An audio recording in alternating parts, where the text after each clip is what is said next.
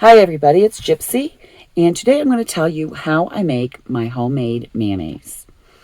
Now, before I get started, I want to explain that if you have electricity, if you have enough, you can use a food processor, a mixer, a blender, an immersion blender.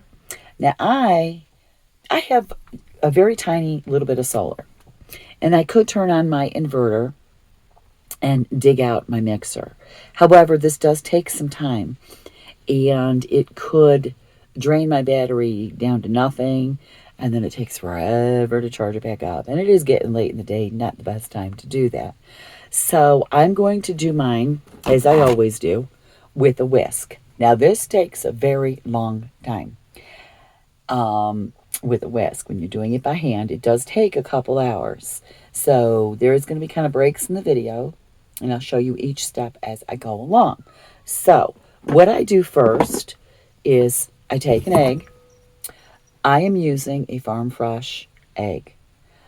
That is what I recommend, but if you don't have access to that, one from the grocery store will do.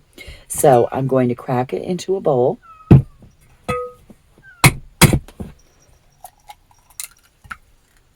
Okay. Now, what I'm going to do next is I'm going to take my whisk and I'm going to beat it until, I don't know, maybe it starts getting a little bit lighter.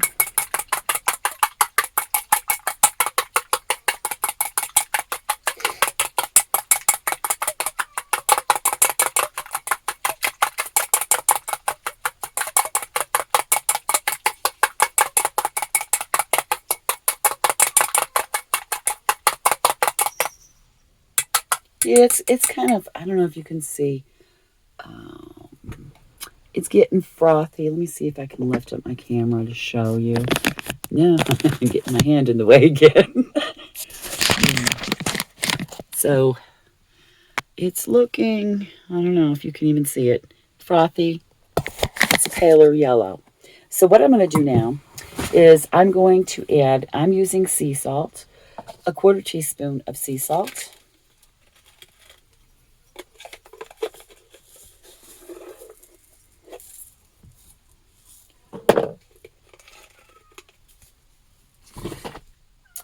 Then I am going to add a tablespoon of Dijon mustard.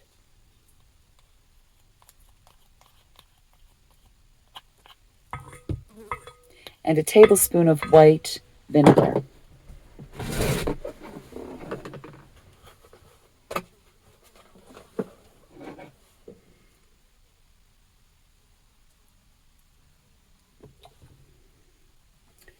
Okay, and I'm going to whip this up again. I know I'm a little crooked. Whip this up until it's all nice and incorporated.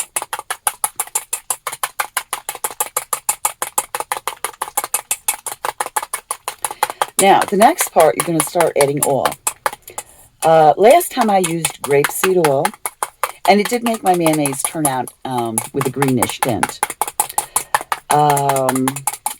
Canola oil is another good one. I forget what another one would be. I don't have really the right kind of oil, but like any good Dago, I have olive oil in the house. So I'm going to make it with olive oil, which probably is too strong of an oil, but it's all I have right now.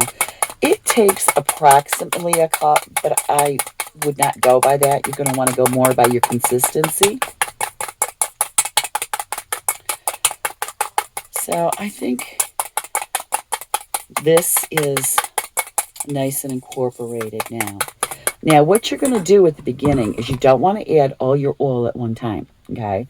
You're going to add just like a few drops at a time, okay? So just put a little bit in. And you're going to keep doing this. And you'll start to notice that the oil is kind of making it your egg mixture kind of come together, kind of form. Now, it does take a long time if you're doing it by hand. It's much quicker if you have electricity. But for those of you who don't, yeah, take some time out of the day and you just mix this up. So it does take some time. The more oil, when you get to a certain point where you see it coming together, you can start adding more oil than just a few drops, okay? You can start kind of streaming it in, which is easier if you do have like a food processor or a mixer or something like that. Okay. So I'm going to continue on adding my oil and whipping this up. And when it gets to that point I was just telling you about, I'm going to show you what that looks like, okay? Okay, I don't know how much you can tell, but this is after about a half an hour of whipping it and adding oil. It is starting to thicken up, but I still have a long way to go. Okay, so this is, I would say, over an hour of whipping and adding olive oil. It is at the consistency of a creamy salad dressing. So I'd say I probably have about half an hour to an hour more of whipping to go. Okay, another half hour has gone by, and as you can see, when I'm whipping it, you can see the lines left behind from the whisk. So I'd say, I don't know, I have about another half an hour left before it's actually mayonnaise. So everyone, my camera has lost its ever-loving mind. It did not record the second segment, or the last segment, and when I went to go do it again, it was just doing all kinds of weird stuff. So I just took a picture of the mayonnaise, and I'll narrate the rest. When you're done, if it's too watery for you, add some more oil and whip it up. You store it in the refrigerator in an airtight container. I usually put mine in a mason jar, but I've been doing so much canning, I'm out of mason jars for mayonnaise. So I just put it in like a Tupperware-like container, and I put it in there. It does not look like store-bought mayonnaise. I don't ever expect it to. You might find when you get it out of the refrigerator to use it that it has separated from the oil. Just very gently fold it back together.